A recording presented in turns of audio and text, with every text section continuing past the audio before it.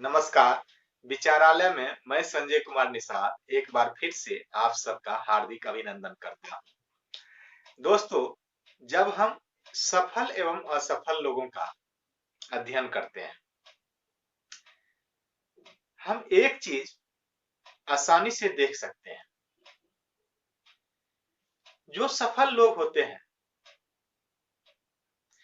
उनमें एक खासियत होती है। वे दूसरों की गलतियों से भी सीखते हैं और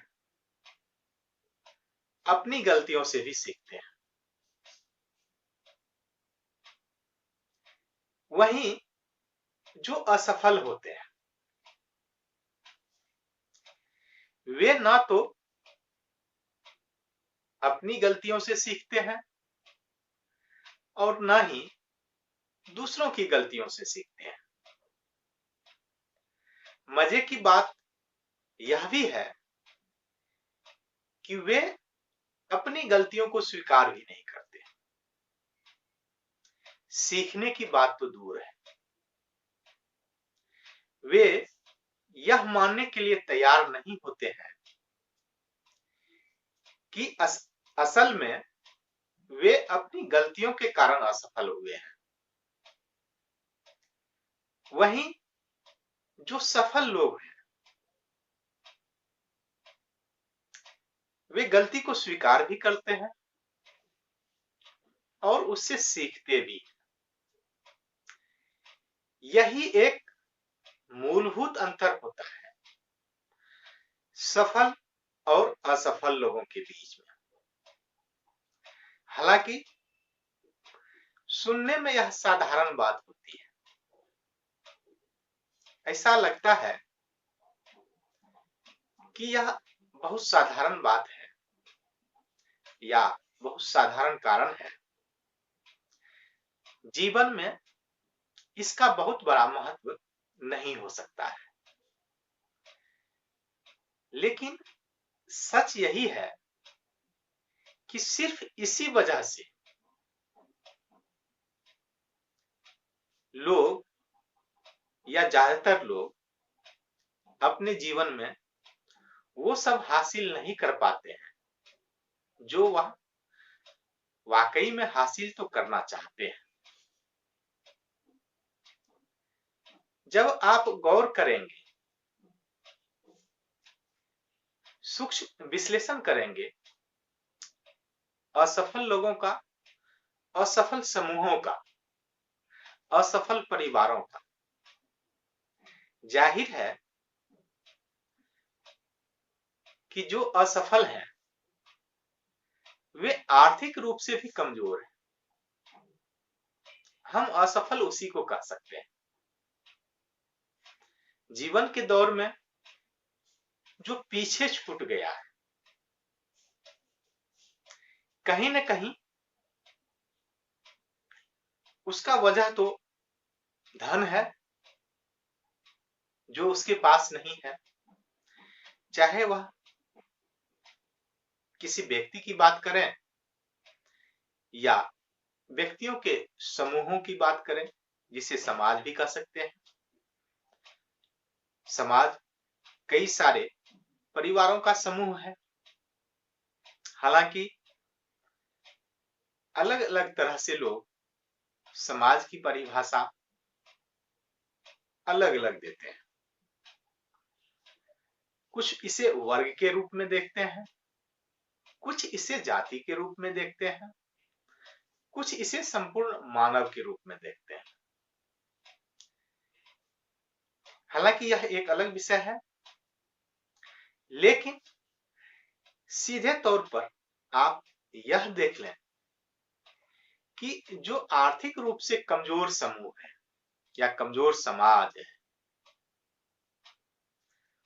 वह इस अंतर्द्वंद में हमेशा फंसा रहता है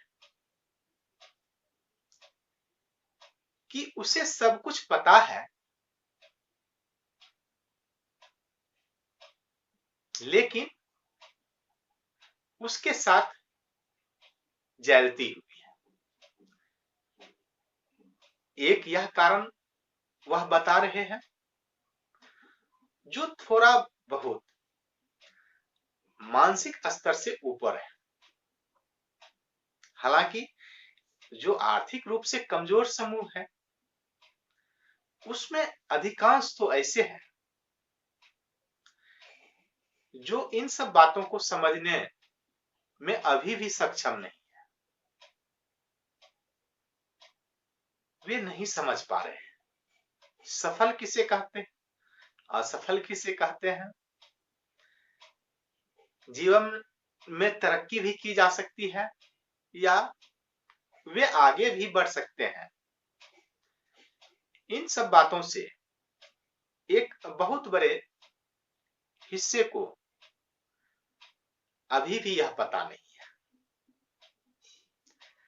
दरअसल जब मैं यह चैनल शुरू किया था या उसके पहले भी, जब कई बार मैं ऐसे लोगों के समूह से मिलता हूं या आमना सामना होता है, वजह चाहे जो भी रहा हो या जो भी हो, मैं यह नहीं कहता हूं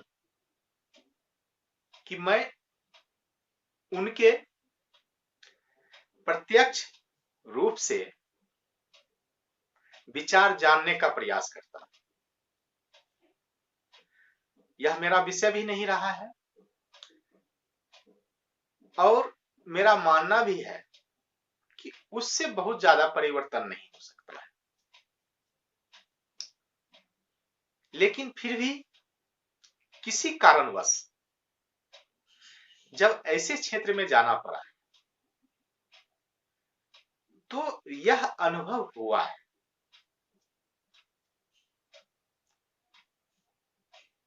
कि अभी भी दूसरे देशों की बात तो नहीं कर सकता, लेकिन अपने देश में भी जनसंख्या का एक बहुत बड़ा हिस्सा साधारण सी बातों को समझने के लायक भी नहीं है। उसके आगे की बात तो दूर है। यह अलग बात है या कुछ लोगों को अच्छा भी नहीं लगेगा कि हम यह कह दें कि हम दावा तो विश्व गुरु बनने का कर रहे हैं, लेकिन हमारी आबादी का बहुत बड़ा हिस्सा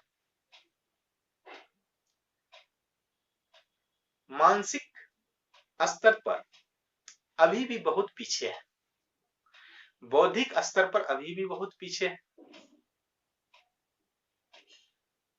और सच कहा जाए तो वे कई शताब्दी पीछे है। इस बात को शिक्षित वर्ग भी नहीं समझ पाते हैं कि वर्तमान समय में कोई व्यक्ति कैसे नहीं रह सकता। आप सुदूर गांव देहात की बात तो छोड़ दीजिए, देश की राजधानी में भी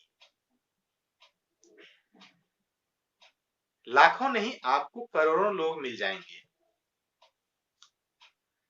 जो इस शताब्दी में नहीं जी रहे हैं, यानी वो वर्तमान समय में नहीं जी रहे हैं, वे कई सौ साल पीछे जी रहे हैं। उनका जो मानसिक स्तर है, उनका जो बौद्धिक स्तर है, वह इस शताब्दी का नहीं है, वह 200-300 साल पहले का है। उसे आप भले देख पा रहे हैं वर्तमान समय में, लेकिन वे वर्तमान समय में जी नहीं रहे। समझ पाए तो सही है, नहीं समझ पाए तो जो सरकार द्वारा कहा जा रहा है उसे मान लें। मुझे नहीं लगता है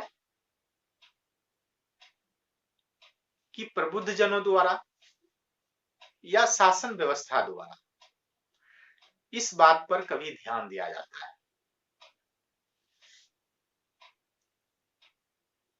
अगर ध्यान दिया जाता तो हो सकता है परिस्थितियां कुछ और होती।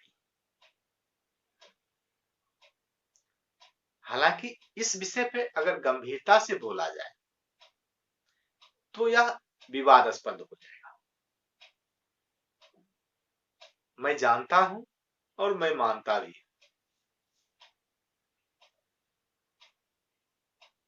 क्योंकि जो हमें बताया जा रहा है, जो सिखाया जाता है शिक्षण संस्थानों में, परिवार में, समाज में,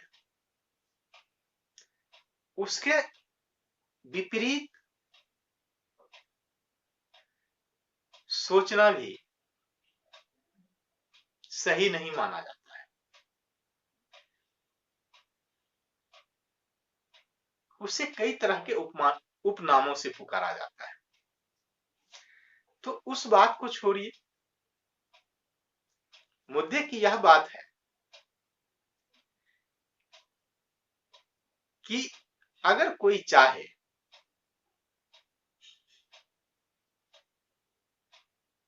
सफल होने के लिए, खास करके वे लोग जिनके बारे में अभी चर्चा कर रहे थे, तो वे क्या करें। जब चर्चा कर रहे थे तो उसमें दो तरह के लोगों के बारे में अभी बात कर रहे थे हम लोग। एक तो वे हैं जो मानसिक स्तर से या बौद्धिक स्तर से ठीक है, कुछ बातों को समझने लायक है, लेकिन दूसरा श्रेणी उसी का ऐसे लोगों का है जो मानसिक और बौद्धिक रूप से बहुत पीछे है। सरकार के रिकॉर्ड में चाहे उसे जो भी नाम दिया गया हो,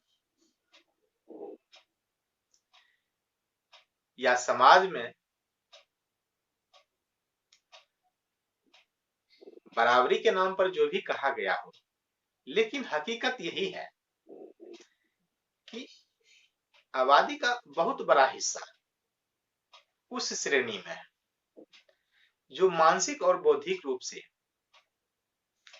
बहुत पीछे है, समय के साथ नहीं चल रहे हैं।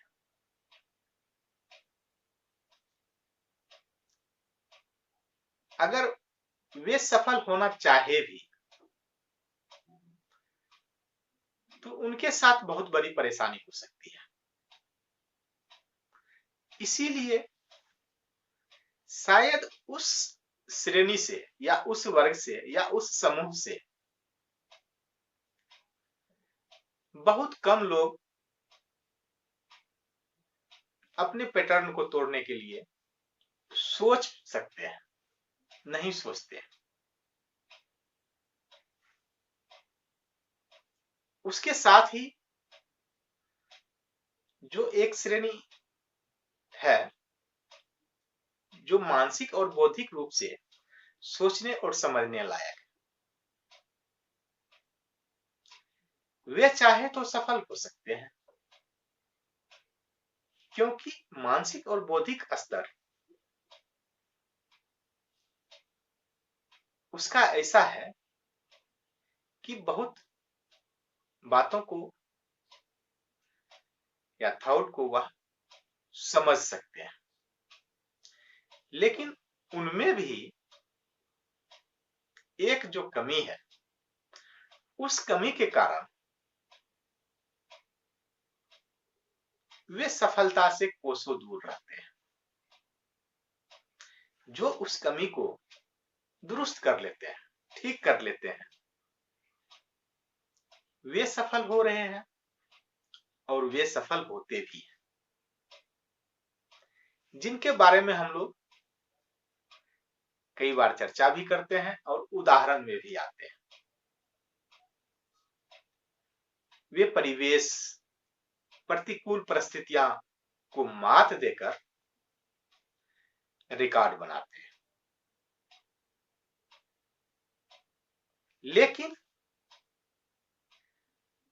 उनके जैसा ही बहुत सारे लोग जो असफल हो जाते हैं, वे लोग भी इस बात को मानने के लिए तैयार नहीं होते हैं कि वे अपनी गलतियों के कारण असफल हुए हैं और उसे उस गलती से सीखना चाहिए।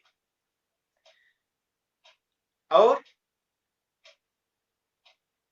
उनके लिए लाभदायक यह होता कि वे दूसरों के गलतियों से भी सीख लेते। इसके आसान शब्दों में कहा जाए, वे लोग पहिए का दोबारा आविष्कार करना चाहते हैं।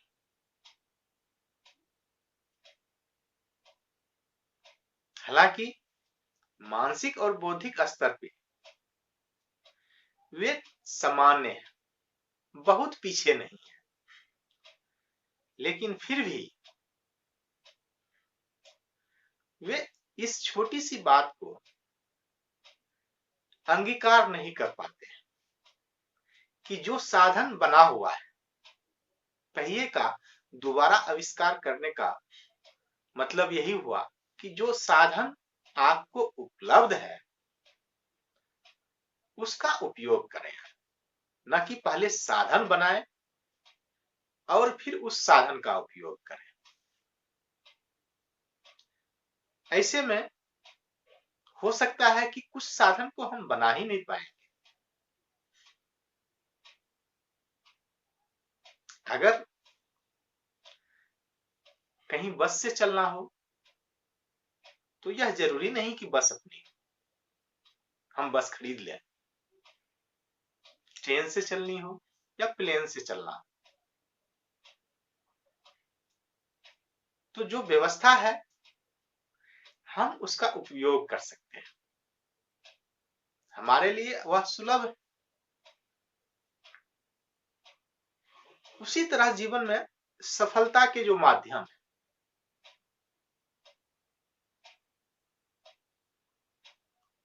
उसको अपनाना है, ना कि उसमें मीन मेख निकालना है, कमी बेसी निकालना है। आज यह परिपाटी बन चुकी है, माहौल बन चुका है। जो लोग असफल हैं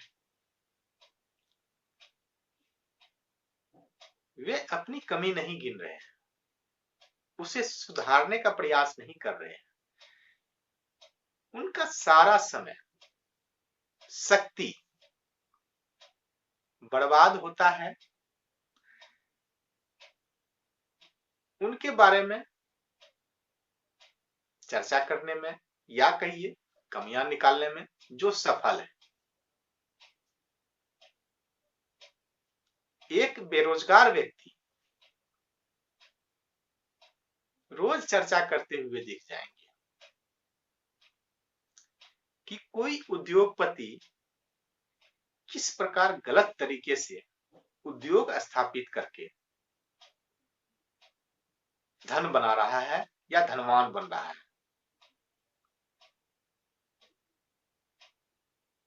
उनकी गलती उन्हें नजर आती है, अपनी गलती नजर नहीं आती है। मैं इस पर इसीलिए विचार कर रहा हूं, पता सबको है, ऐसी बात नहीं है कि यह मेरा शोध का विषय है या मेरा रिसर्च किया हुआ है। पता अधिकांश लोगों को है, लेकिन सिर्फ पता रहना काफी नहीं होता है। यही एक कमी है।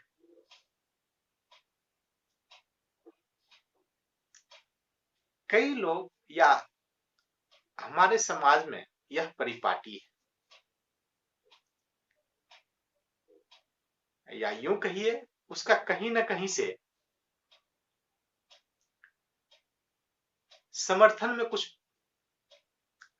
पौराणिक ग्रंथ का उदाहरण ले लेते हैं कि हमें शिक्षा कब तक ग्रहण करना चाहिए।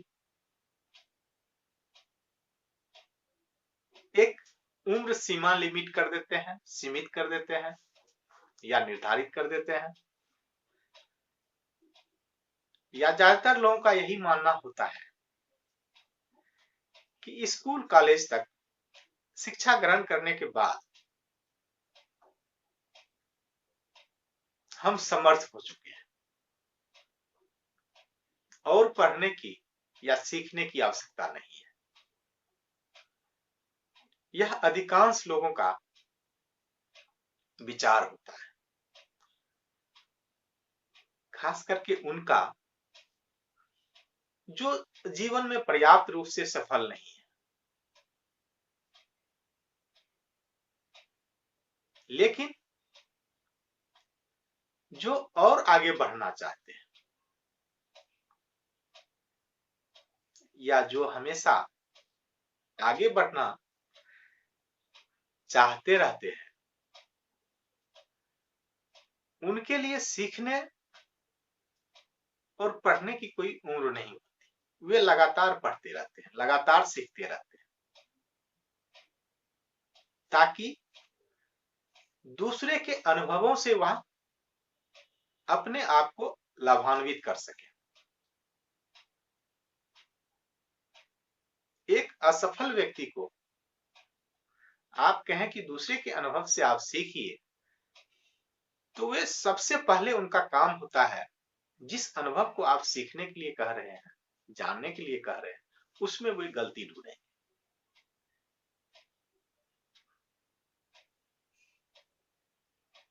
आज जहां भी आप जाए, सुनने वाले व्यक्ति कम आपको मिलेंगे, वक्ता बहुत मिल जाएंगे, बोलने वाले बहुत मिल जाएंगे। बेशक उस विषय का उसे एबीसीडी भी पता नहीं, लेकिन बोलेंगे जरूर। यही कारण रहा है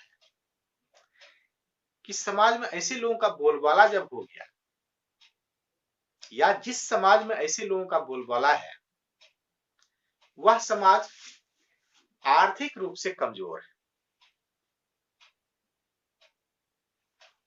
देश के अलग अलग राज्यों का भी आप अवलोकन कर सकते हैं। जो लोग अपने आप को बौद्धिक रूप से, मानसिक रूप से सर्वश्रेष्ठ समझते हैं, लगता यही है कि बौद्धिक रूप से भी वह सर्वश्रेष्ठ है, मानसिक रूप से भी सर्वश्रेष्ठ है, लेकिन एक और उपनाम जुड़ा हुआ है उसके साथ, कंगाल का, बेहाल का।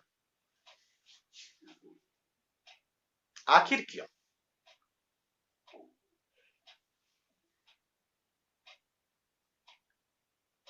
बौद्धिक रूप से, मानसिक रूप से बेशक वह अपने आप को स्थापित कर चुका है कि मजबूत है,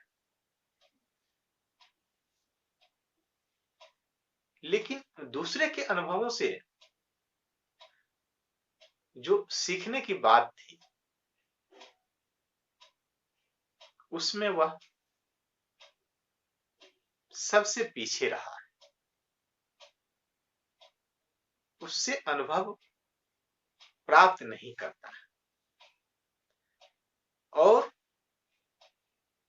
आजकल या वर्तमान समय में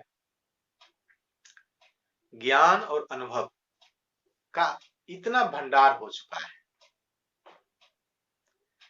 कि एक जन्म क्या कई जन्म काफी नहीं होगा उसे जानने के लिए, उसे सीखने के लिए। तो क्यों ना हम दूसरे के द्वारा प्राप्त किए गए अनुभवों को अपने ऊपर लागू करें, उनसे हम लाभ लें। जब पहिया बन चुका है तो फिर से बनाने की क्या आवश्यकता है? आप सवारी कीजिए, उसका गाड़ी बनाइए। जो समाज असफल है, जो समूह असफल है, वे बार बार स्वयं अनुभव लेना चाहता है, क्योंकि उसका प्रमुख उद्देश्य ही है कि दूसरे के अनुभव को नकार देना, उसमें गलतियां निकालना। सिर्फ नकारना नहीं होता है उसका, उसका उद्देश्य होता है कि उसके अनुभव में गलतियां निकालना, ताकि अपने आप को संतुष्ट कर सके कि वहां पहुंचने की जो क्षमता उसमें थी वह हमें भी थी, लेकिन वह गलत तरीके से वहां पहुंच गया। हम गलत नहीं कर सके, लेकिन इसीलिए वहां नहीं पहुंचे। असल में ऐसी बात होती नहीं है। हमेशा व्यक्ति गलत तरीके से सफल नहीं हो सकता। हाँ, एक आध बार, कई बार, कई जगह में मौका मिल जाए, लेकिन वह अपवाद हो सकता है, उदाहरण नहीं। कि लोग गलत तरीके से लगातार सफलता हासिल करते रहे, यह संभव नहीं है। मैं यह भी कहता हूं कि अगर आपको लगता है कि गलत तरीके से ही सफलता हासिल की जा सकती है, तो आपको कौन रोक रहा है? आप एक बार आजमा के देख लें। मैं इसका समर्थन नहीं करता, मैं चुनौती दे रहा हूं। जो लोग कहते हैं कि अमुक व्यक्ति गलत तरीके से सफल हो रहे हैं, सफलता हासिल किया, तो आप भी एक बार आजमा के देख लें। यह चुनौती है, यह समर्थन नहीं है। आप कितना दूर जा सकते हैं यह भी देख लें, यह स्वयं आपको पता चल जाएगा। कई बार लोग राजनीति पर भी कटाक्ष करते हैं, और यह इस देश के लिए सामान्य सी बात है कि राजनीति पर, राजनेताओं पर कटाक्ष करना या यह साबित कर देना कि वे सही नहीं है, वे सही तरीके से काम नहीं करते। यह आम भावना बना दिया गया है। इसके पीछे हैं भी वही लोग। लेकिन अगर यह सच है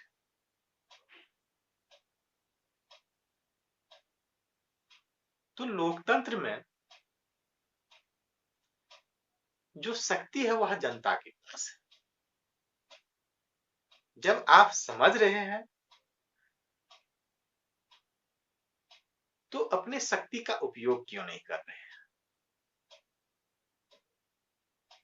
सिर्फ मन की संतुष्टि के लिए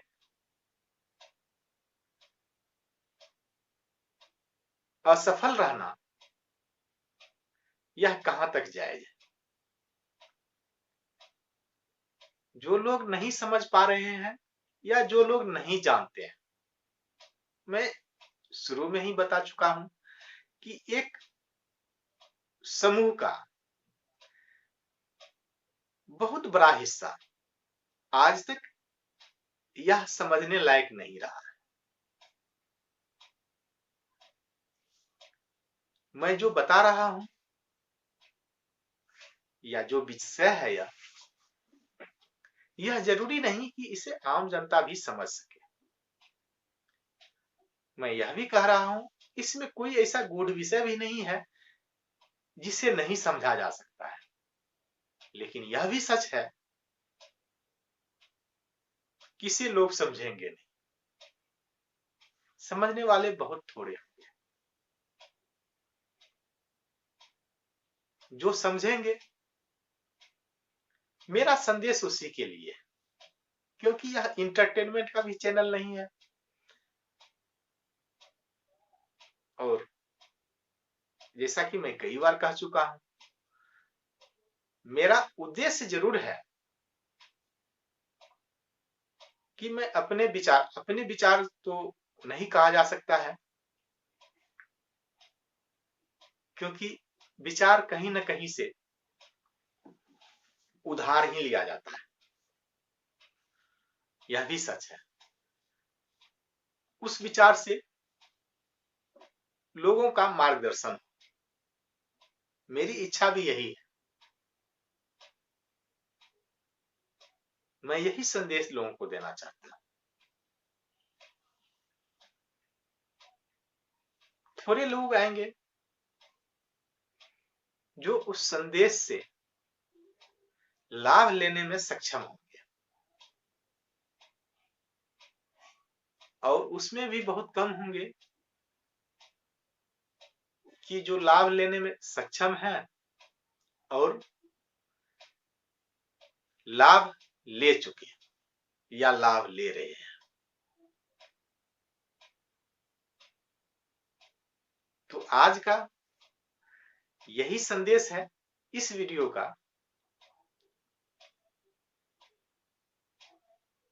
कि दूसरे के अनुभवों से या अपने अनुभवों से आप स्वयं को लाभान्वित करें। इसके लिए क्या करना पड़ेगा? दूसरे की गलतियों से भी सीखें और अपनी गलतियों से भी सीखें। जब आप कुछ कर रहे हो और गलत हो गया, आप असफल हुए, इसका मतलब कहीं न कहीं आपसे गलती हुई। उसे स्वीकार कीजिए, उससे सीखिए, उसे दुरुस्त कीजिए। या उस तरह की गलती कोई और कर चुके हो, उससे सीखिए और आप उस तरह की गलती ना करें। कुल मिला के जो हो चुका है, जिसका हमें सिर्फ लाभ लेना हो, उसका लाभ लें। पहिया का आविष्कार दोबारा करने की आवश्यकता नहीं है। इसका आविष्कार हो चुका है, आप सवारी करें। आज के लिए इतना ही। यहां तक सुनने के लिए आप सबका धन्यवाद।